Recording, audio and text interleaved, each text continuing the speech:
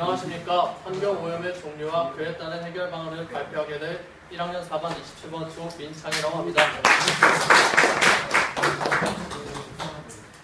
목차는 다음과 같습니다. 먼저 환경오염의 정의와 원인, 종류, 해결 방안.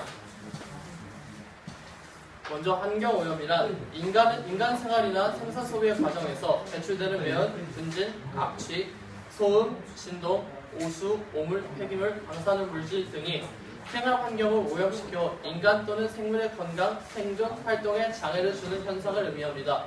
현대 산업사회에서는 인구 증가와 집중, 산업 발전, 소비 증대에 따라 에너지 수자와 토지, 각종 자원 등의 수요가 급격히 증대하였습니다. 이에 따라 막대한 양의 매연, 오수, 폐기물, 유독, 화합물, 소음, 진동, 방사능 물질 등이 배출되고 이것이 넓은 지역으로 확대됨으로써 환경오염이 발생합니다. 환경오염의 종류는 여러 가지가 있겠지만 저는 수질, 토양, 대기를 조사하였습니다. 먼저 수질 오염. 자연 수역의 수질이 해물질의 유입 때문에 오염되는 현상을 말합니다. 여기서 자연 수역이란 일반적으로 하천, 호수, 해역 등 우리가 눈에 띄는 그러니까 쉽게 말해서 저희가 볼 수 있는 하천, 호수, 해역 등을 의미합니다. 해물질은 가정 폐수, 공장 폐수 등 문명 사회로부터 배출되는 액상 폐기물을 의미합니다. 만약 수질 오염이 이거는 지금 여러분이 보시는 건 정성군 어느 강에 수질이 오염되어 지금 물 색깔이 안 좋게 된 것입니다. 수질 오염으로 인한 피해는 다음과 같습니다. 하천이 오염되거나 호수의 부영양화가 지나치면 어류의 서식이 곤란해지며 만약 이런 물을 관계용수로 사용하는 경우 농작물에 해를 주기도 합니다. 하부, 열환 등의 해수가 오염되면 어패류의 수확량이 감소되거나 또는 위생상 해로운 어패류를 수확하게 됩니다.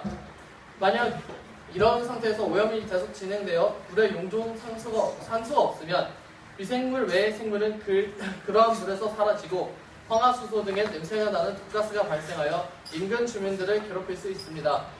농약, 중금속 등의 혼입된 물은 직접 간접으로 인체의 건강에 치는 공해병의 원인이 되기도 합니다. 자연수의 오염은 인근 토지의 부동산 가치와 관광 가치를 저하시키며 휴양 및 오락 장소를 없애고 정신건강에 악영향을 끼칩니다. 두 번째로 대기 오염을 설명하겠습니다.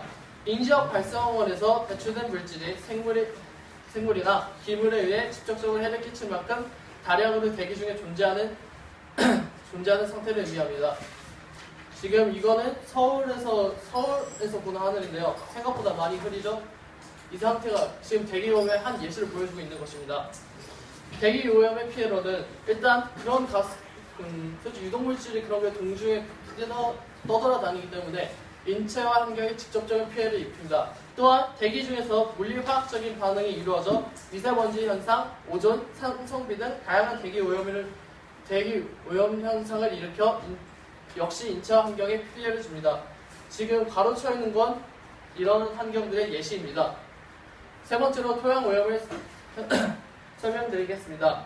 토양 속에 오염 물질이 함유되는 현상을 의미하며 오염 물질이 섞인 폐수, 하수, 폐기물이 토양에 버려지거나 농약이 토양에 스며들면서 오염됩니다. 주요 토양 오염 물질은 카드뮴, 수은, 납, 아연, 비소, 육각크롬 등이 있습니다. 만약 이러한 물질이 들어오면 다음과 같이 됩니다. 토양 오염의 피해로는 산업 폐기물, 특히 공장이나 광산 등에서 폐수로 흘려보낸 카드뮴, 납, 크롬, 아연 등의 중금속이 토양 속에 스며들어가 쌓이게 되면 토양은 회복 불가능한 상태로까지 오염될 수 있습니다. 농작물에 뿌린 농약은 그 속에 함유되어 있는 중금속 물질이 토양을 오염시키고 그 토양에서 자라는 농작물이 이를 흡수함으로써 인체나 가축에 피해를 줄 수 있게 됩니다. 해결 방안. 자, 이제 그럼 각 오염에 대한 해결 방안을 제시하겠습니다. 수질 오염. 공장, 하수 처리장, 축산 폐수 처리장 등 수질 오염 물질이 발생하는 지점에서 1차적인 처리 과정을 거치는데 그 원리에 따라 물리적 처리와 화학적 처리 그리고 생물학적 처리로 구분됩니다. 지표수와 지하수로 유출되는 영양물질이나 토양물질의 양을 줄이기 위해 비료를 너무 주지 않고 식물이 비료 성분을 왕성하게 흡수하는 시기에 비료를 뿌리는 등 자연적으로 토양의 영양물질을 고정시키는 방법도 있습니다. 그 위에도 정부와 지자체에서는 수질 오염 물질을 줄이기 위해 수질 환경 기준 설정, 배출 허용 기준의 설정, 번역별 목표 기준, 달성 시간 설정 등 각종 수질 보전 대책들을 시행합니다. 2004년부터는 체계적이고 과학적인 방법으로 오염물질 총량을 줄이기 위해서 수질 오염 총량제를 시행하게 됩니다. 대기 오염, 청정 연료, 저항유 등 연료 전환 대책, 배출 허용 기준 강화, 오염물질 총량 관리 등의 대책이 있습니다. 친환경 연료 보급, 제작차, 운행차 배출 허용 기준 강화 및 감시, 경유차 매연 저감 장치 부착, 교통 수요 관리 등의 대책이 있습니다. 일반 가정의 청정연료 보급, 폐기물 발생 저감, 노장 소각 금지, 휘발성 유기화합물 배출 저감 등 면 오염원에서 배출되는 수많은 대기 오염 물질도 관리합니다. 토양